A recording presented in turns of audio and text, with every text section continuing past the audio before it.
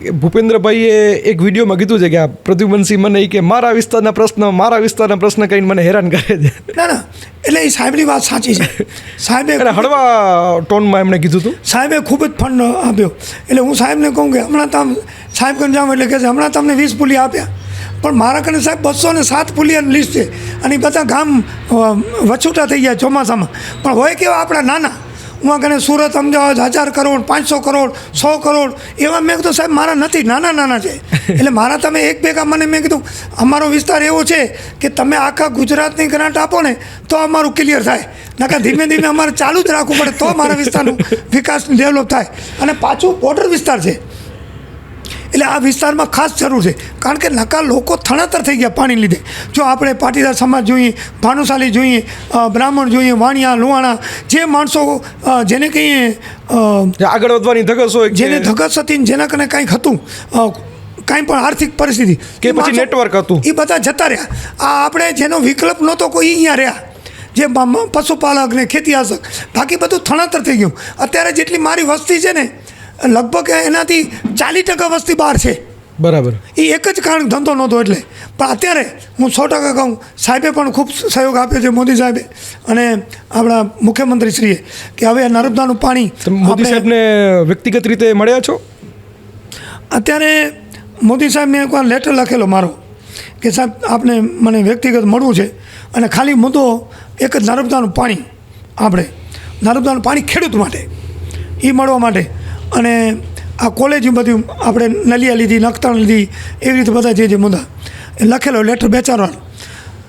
પછી સાહેબ આવવાના હતા તે અઠવાડિયા પહેલાં ગાંધીનગરથી दिल्ली फ़ोन आयो कि आप गुजरात से प्रद्युमन सिंह जाडेजा बोल रहे हैं, विधायक अबड़ा साहब. मैं जी, तो आपको साहब को मिलना है ने आने वाले हैं ने आपको मिलने का है. मैं ठीक है मिलेंगे. તો મને એમ થયું આ તો મને કોઈ મસ્કરી કરે છે. મોદી સાહેબનું થોડું મારું PM હાઉસમાંથી ફોન આવે મને મળવા માટે, બરાબર. તો હું કોઈ એવો પાર્ટીનો જૂનો કાર્યકર નહીં કે એનામાં કોઈ કામ ભેવ સાથે કરેલું નહીં, ના નજીકથી મને સરપંચે તો એ રીતે બિનારીફનું સન્માન લીધેલું એમના જ્યારે એ CM હશે ત્યારે, CM હતા તેથી. તો પછી વળી BJD ફોન આવ્યો કલેક્ટર સાહેબનો કે પ્રદ્યુમનસિંહ તમને અહીંયા હાજર રહેવાનું છે, ભુજ સાહેબ આવે છે. તો મેં ભલે.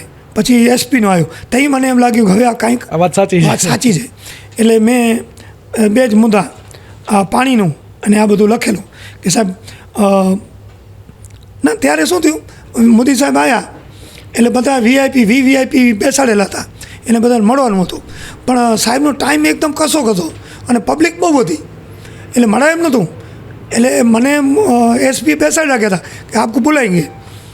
બોલાય બધા કોઈ મળ્યા નહીં, VVIP કોઈ ન મળ્યા, કોઈ એકે ધારાસભ્ય નહીં, આપણા સંસદની પક્ષ પ્રમુખની કોઈ નહીં. તો મેં કીધું હવે આ ઉતાવળ છે, નીકળી ગયા. એટલે ફરી વहाँથી एयरपोर्ट फोन आयो, SP साहब आप मिले? मैं साहब कोई नहीं मिला है. नहीं आपको मिलने का है, जल्दी मेरी पुलिस की गाड़ी में आप इधर आओ. પાછો હું એરપોર્ટ ગયો તો સાહેબ મને મળ્યા. અને પેલી કેવું લાગ્યું મળવા? મળવા એટલે મને તો બહુ અચત લાગી. અત્યારે મોદી સાહેબ કલયુગનું ભગવાન કહેવાય, બરાબર, યુગ પુરુષ. હા, યુગ પુરુષ કહેવાય.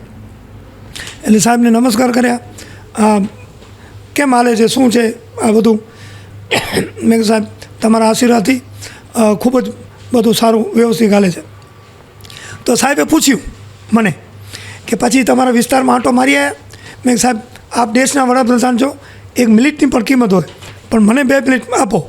તો મારી બુક મેં દેખાડી. મેં સાહેબ જુઓ, અને ભગવાને મને સુજાડ્યું. મેં સાહેબ જો અમારો દેશનો વડાપ્રધાન 18 કલાક જાગે છે તો 15 કલાક મને પણ જાગવાની ફરજ છે. અને આ બુકમાં જોઈ લો, અડધા કલાકનો 3 વર્ષનો હિસાબ. એ પહેલી ચૂંટણી પહેલાંની વાત છે. અડધા તો સાહેબને કામ કરે એને બહુ મજા આવે, વાલા લાગે. તો 2 વાર મારી પીઠ થાબડી, ધન્યવાદ કે આવું કામ કરવું જ જોઈએ. પ્રજાનું પ્રતિનિધિ આ જ કહેવાય. રાજી થયા, બહુ રાજી થયા. જોયું પછી મેં આ ચિત્ર દોરેલા તો બધા એ કે ભાઈ તમે આ લખી કે? મેં સાહેબ લખતા મને નથી, વાંચતા નથી આવડતું. તો કેવી રીતે? મેં આવી રીતે બધા કાગળ લખો છું. બીજી વાર ધન્યવાદ લીધા. પછી હું આમ સમજાવતો હતો, મને કે સીધા ઉપર જો ફોટો પાડે, આમ ફરી મને સીધો ઉપાડો કે એમને ફોટો લીધો ભેગો. અને સાહેબે ખૂબ મને, હું બહુ રાજી થયો. અને પછી આમ એક બેટરી ચાર્જિંગ થાય ને, એને કોઈ ઉર્જા આવ્યો, કામ કરવાની મજા આવે આપણે. પ્રોત્સાહન મળે મોવડી નેતાથી. પછી સરકારમાં એમને જે ભલામણ કર્યું હોય કાગળ લખ્યો હોય અને જે આપણા કામ હતા મોટા. પછી અમિત શાહ સાહેબ આવ્યા આપણે બિપર ઝોનની એક વાત કરું. બિપર ઝોન આવ્યું એટલે વિધાનસભામાં રજૂઆત કરવાની હોય બિપર ઝોન વિશે. તો મને તો પીપર ઝોન પણ મને આવડે ને. હા, તો મને તો આવડે નહીં એટલે હું ખીચામાં પીપર રાખું અને વિધાનસભામાં પીપર એટલે મને જાત આવી જાય. પછી હું પીપર ઝોન ના આવડે પીપર ઝોન એટલે હું સાહેબ પીપર ઝોન આમ થયું સરકારે ખૂબ કામ કર્યું આ રીતે કહું. ત્યારે અમિત શાહ સાહેબ આવ્યા, મુખ્યમંત્રી આવ્યા, ઋષિકેશ પટેલ સાહેબ આવ્યા, પ્રફુલભાઈ પાનસેરી આવ્યા, બધા હું એ બધા આવ્યા મારા આખા વિસ્તારની મુલાકાત લેવા. તેથી ઉમાંના સ્થાનિકના છોકરા, એક મુસલમાન છોકરી હતી, બધાએ રજૂઆત કરી કોલેજની, મેં કરી, સાહેબે સાંભળી અને ખૂબ રાજી થયા. પછી ભુજ મિટિંગ, મહત્ત્વની મિટિંગ ભુજ. હવે મારા વિસ્તારમાં મને અહીંયા આજે રહેવું પડે જખૌ. બરાબર. એટલે જખૌ બંદરમાં એ સાહેબ ચડે તો પછી હું જાઉં ભુજ. એ સાહેબને આમ ચડાવી ગાડીમાં નમસ્કાર કરીને હું ગાડીમાં બેઠો. અહીંયાથી ગાડી 170 ભુજ આવ્યા. કારણ કે એ હજી આમ ઉડે, પછી આમ આંટો મારે હેલિકોપ્ટર, પછી આમ ભુજ પહોંચે. પછી વળી હું આમ એક બે રાઉન્ડમાં તો પછી ભુજ ઉતરે. ભુજ ઉતરીને વળી ઉતારવા જાય, વળી ઉમાંથી સિટીમાંથી આવે. હેલિકોપ્ટર 35 મિનિટમાં ભુજ પહોંચતો હતો, હું 45 મિનિટમાં જખૌથી ભુજ પહોંચી ગયો હતો. અને એ અહીંયા કને એમની અમિત શાહ સાહેબે નોંધ લીધી. એ તો ના કહેવાય નકા તમે આટલી મિનિટ એમ કીધું તમે કેમ આવ્યા સમજ્યા એટલે બધી વાત કરી તો બરાબર.